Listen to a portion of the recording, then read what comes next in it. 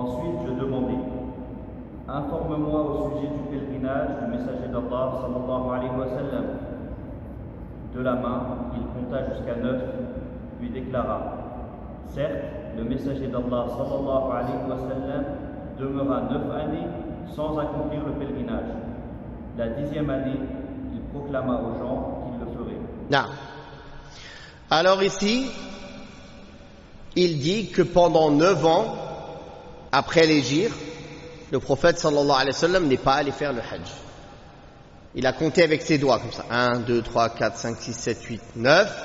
Puis il a dit la 10e année, il a appelé les gens à se réunir, à faire le pèlerinage avec lui.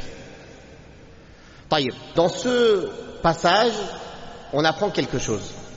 Premièrement, que le prophète sallallahu alayhi wa sallam a fait le hajj la 10e année de l'hégire. Donc il n'a pas vécu longtemps après le hajj. C'est pour ça qu'on l'appelle Hajjatul Wada', le pèlerinage d'adieu. Quand est-ce que le hajj a été rendu obligatoire? La 9e année de l'hégire, avant la période du hajj. Mais le prophète sallallahu alayhi wa sallam, cette année-là, n'a pas été faire le hajj. Les savants ont donné plusieurs explications à cela. Pourquoi le prophète sallallahu alayhi wa sallam, la 9e année, n'a pas été faire le hajj? Premièrement, la 9e année de l'hégire est connue pour être nommée Amul Wufud, l'année des délégations. C'est l'année où de nombreuses délégations arabes sont venues entrer en islam en masse. Donc le prophète sallallahu alayhi wa sallam était occupé à accueillir tous ces gens qui venaient entrer en islam. Il ne pouvait donc se permettre de les laisser et partir au hajj alors que des tribus venaient l'une après l'autre pour entrer en islam. Une autre explication est donnée aussi.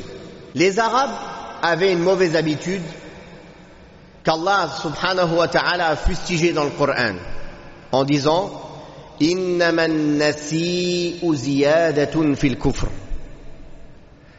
An-nasi, c'est le fait de retarder des mois et d'avancer des mois. Chez les Arabes, ils avaient hérité de la religion d'Ibrahim alayhi salatu wassalam certains principes qui sont restés après en islam.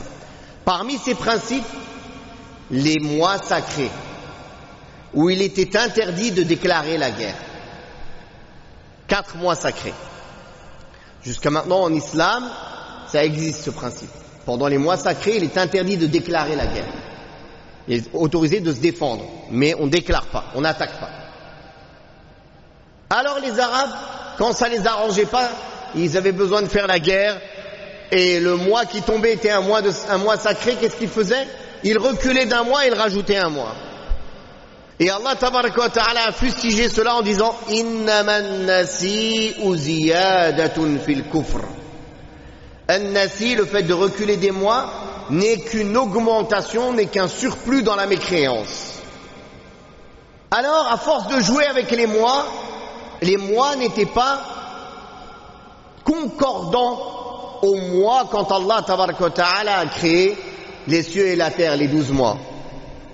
Donc la 9e année où le hajj a été rendu obligatoire, le prophète sallallahu alayhi wa sallam a envoyé Abu Bakr et Ali pour diriger le hajj et pour passer le message: après cette année, aucun associatre ou polythéiste ne pourra faire le tawaf à cette maison sacrée. Et comment ils faisaient le tawaf à la maison sacrée? Ils venaient et faisaient le tawaf nu. Donc ils sont venus interdire, dire c'est fini. Après cette année-là, plus personne parmi les associatres ne viendra faire le tawaf à la maison sacrée nu. Donc ils sont allés préparer le terrain.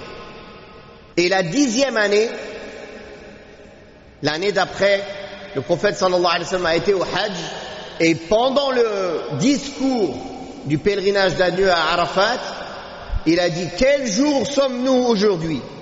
Quel mois sommes-nous aujourd'hui? Où sommes-nous aujourd'hui?